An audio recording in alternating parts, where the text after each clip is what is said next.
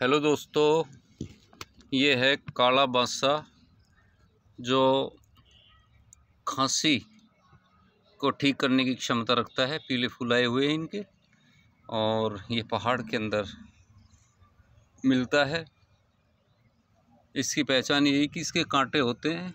ये देखिए कांटे हैं इसके ऊपर, और ये इनकी पत्तियां, फूल, बल्कि वो कह सकते हैं कि पंचांग भी इसका काम आता है। इसकी पत्तियां और फूल को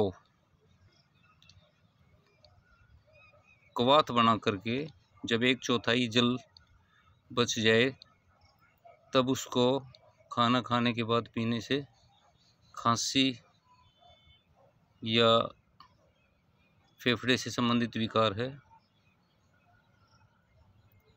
दमा, खांसी आदि में बहुत ही उपयोगी है, और ये पहाड़ी क्षेत्रों में मिलता है। इसके अलावा एक बांसा और है जो सफ़ेद बांसा है, देसी बांसा होता है। ये देखिए एक बड़ा सा ये पौधा है, ये सफ़ेद बांसा है, और ये भी खांसी में उपयोगी है।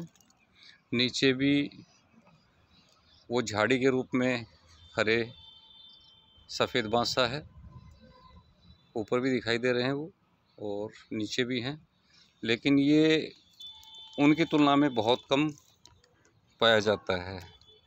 पहाड़ी क्षेत्र में पाया जाती है, पहाड़ के अंदर पाया जाता है, और ये खांसी के लिए बहुत ही गुणकारी है।